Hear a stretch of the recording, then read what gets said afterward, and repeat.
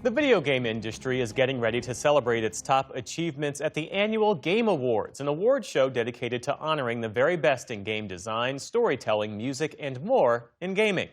The show, now in its 11th year, has grown into a major spectacle, drawing millions of viewers from around the world to see which of their favorite games will win any awards. Senior arts correspondent Jeffrey Brown has more for our arts and culture series, Canvas. And the game of the year is Baldur's Gate 3. In just over a decade, the Game Awards have evolved into one of the biggest entertainment events of the year.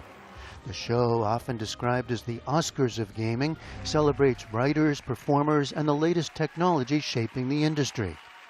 And it's not just game developers taking the stage. We are all trying to tell a story. Film, television, and music stars have all been drawn in, often called on to present awards, promote upcoming big-budget titles, and even showcase games they are helping create. Major entertainment figures like Elle Fanning, Keanu Reeves, Snoop Dogg, and Jordan Peele are now acting in and producing games. Every dog has his day. And the line between gaming and film and TV grows more porous. Think The Last of Us, which started as a video game and then became an HBO series. Or the film adaptation of the popular survival game Minecraft, one of the highest-grossing movies of this year. While action or shoot-'em-up type games still get plenty of attention, other genres are pulling in large audiences, such as slice-of-life role-playing games like Consume Me, where you play as a teen struggling with the pressures of dieting. Or Expelled, where you attempt to solve a mystery in a 1920s British boarding school. If the other girls won't play by the rules. And who's playing? That's evolving too. Today, 60% of American adults play video games every week. Average age of players, 36. And women now make up the majority at 52%.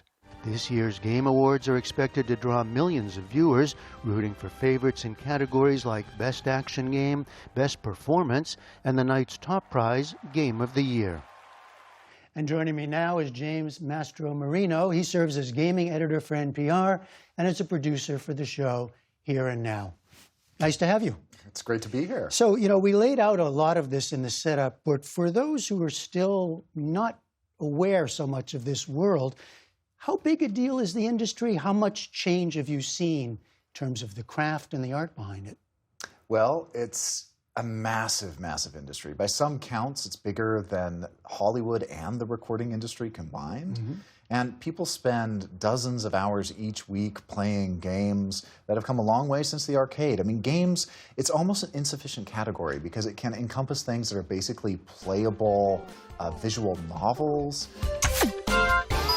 to grand cinematic games like Death Stranding 2, to classic sort of beat-em-ups and other action sort of titles. So really anything that you think could be a game, there probably is a game about that. We're going to go through a few categories and you can give some examples. So first, a narrative-driven game that you love from this year. Sure. Well, I think the standout is Clair Obscur Expedition 33, which comes from a French studio, an independent studio that no one really saw this game coming, and it's sort of like what you would get if you crossed like an existentialist novel with like a French New Wave film and made it a video game.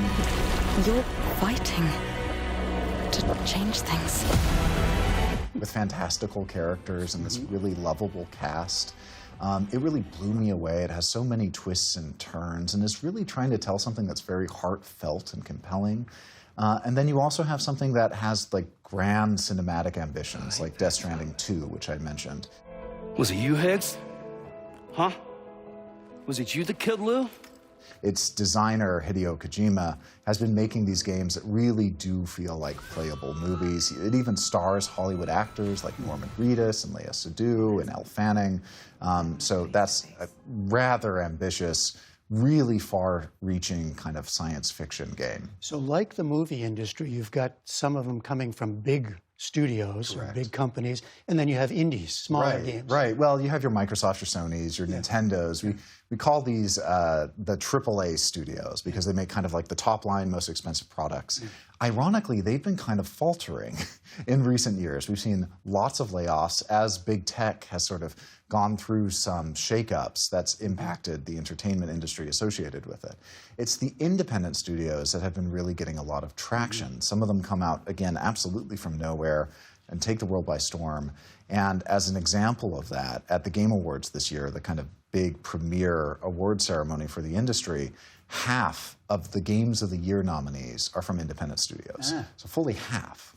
So how about what you referred to as multiplayer games, where you can play with a friend or family? Yeah, I mean, getting back to the arcades. I mean, this is sort of like one of the roots of all gaming, right? Is playing with your friends and family. Yeah. And, you know, this year we saw something really interesting in Split Fiction, which is a game about two writers that are thrown in this sort of virtual reality space based on their writings.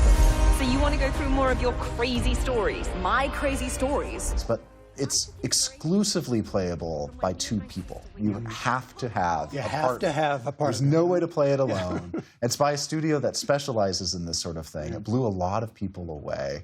And then you've also got your classics like Mario Kart, which got a new revised, updated version, Mario Kart World with the Nintendo Switch 2, a new console. And as always, Mario Kart's just a great time for families. I can attest to that. I played a ton over the holidays. Let's go! All right, now you referred to this earlier, the performances, the way that's been growing, and that includes a lot of well-known actors coming into this world. Give us some standouts from this past year. Yeah, well, Claire Obscure, Expedition 33, and Death Stranding 2 both pulled from Hollywood actors. So you had Charlie Cox, Daredevil from that series, who was in Claire Obscure, and a really emotional performance from Jennifer English, who is a actor that really got famous from Baldur's Gate 3, one of the biggest games of the last few years. And then Death Stranding 2, so much Hollywood talent. And the very performances in the game are modeled after the likenesses of these actors. So Norman Reedus is the star of that game from The Walking Dead. You've got another called Dispatch, which has the voice talents of Aaron Paul of Breaking Bad. That's not how bees work. But if we kill the queen, we rot the hive. And Jeffrey Wright, one of my favorite actors working today. So these two industries are really converging. They're more and more starting to pull from the same talent. Now, I have to ask this, I feel. You know, there's been a long-time reputation for violence in video games. I venture to say some of the people watching this, that's what they think of as video games. To what extent is that still true? Well, I mean, violent video games still do good numbers. I mean, if you go back, a lot of that reputation was forged in the 1990s with like ultra-violent video games like Mortal Kombat and Doom. Doom has a very celebrated sequel this year. It's still going strong. But as I've mentioned, like games can encompass so many different categories of play now that it's not just about shooting or swinging a sword.